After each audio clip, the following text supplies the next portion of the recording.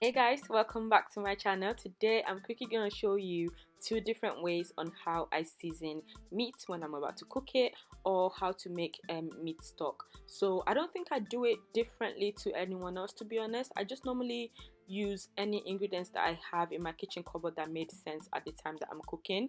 But I've been asked a lot about how I do it, so it's best to just quickly show you guys how I do it. So the first way is a longer version for when I actually have time, or if you have time and you have time to spend in the kitchen, fair enough. And if you want the meat to be extremely flavored, like really nice flavor, so we're gonna be using the ingredients listed on the screen right now, and which are spring onions, ginger, garlic, herbs. I'm using fresh herbs, obviously fresh thyme and fresh rosemary, as you can see here.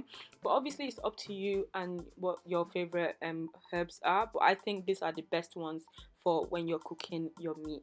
To season, I'm using curry powder, salt, mixed herbs, and your favorite seasonings from your kitchen cupboard. So obviously like your Maggi's and powder, seasoning powders, whatever you have in your cupboard that you love to use. So I would add that to it.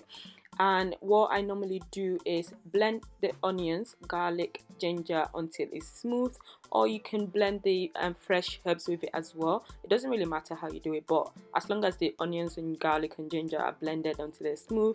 And here I'm just basically gonna be using assorted meat. So I've got different types of meat here, beef and all sorts. So add your blended ingredients and seasonings to this to the meat.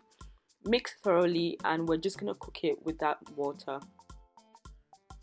So cooking without water is perfect if you want your meat to have that extra flavor, like I mentioned before, because the meat will cook with its own juice and the seasonings that you've added, and that combination is just fire.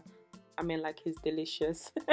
um, in terms of how long it will take for it to cook, I can't really give an accurate timing for this because it depends on the size of meat you're cooking, depends on the cooker. It just depends a lot on a lot of things. But mine took like around 1 hour 20 minutes, and I just kept checking to make sure it's cooked. And obviously I had a taste as well. But once it's done, you have yourself amazing flavorful meat that you can just grill, you can fry, or you can just eat it on its own and use it in your stew or have it with rice or things like that.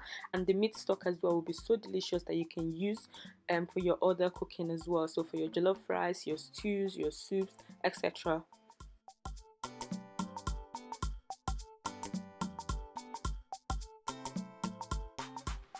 So the second way is for when I don't really have the time to spend in the kitchen and I want my meat and the meat stock to be ready as soon as possible. So I have here cleaned meat pieces again. I'm using assorted meat again.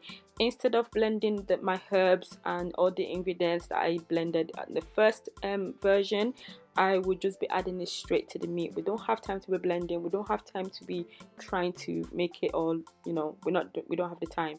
So we're just gonna quickly add everything to it.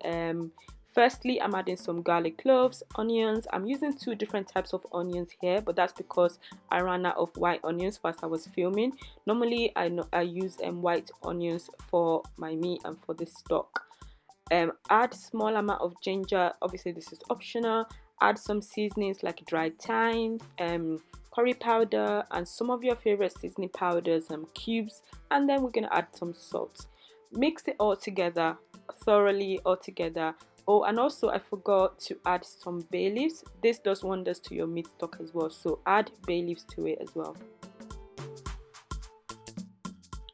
Okay, so like I said, this wouldn't take long to prepare or to cook, because the first version we cooked the meat in its own juice on low to medium heat because we wanted that extra flavor in the meat and obviously in your stock as well. However, for this second version, as we want the meat to cook quickly, we're going to be adding water to the meat and cover and cook it on medium to high heat. This high heat obviously is going to make sure that the meat will cook faster and it will save you time in the kitchen as well. So we're gonna do this until the meat is ready. So you will still have your delicious meat, you still have beautiful meat stock, because obviously all the ingredients are still there, and then you can still have your meat stock that you can use for your other cooking. So but it just depends on you, on what you want in terms of the time you have in the kitchen, or which version you prefer. But I've got it all here for you guys on how I cook my meat.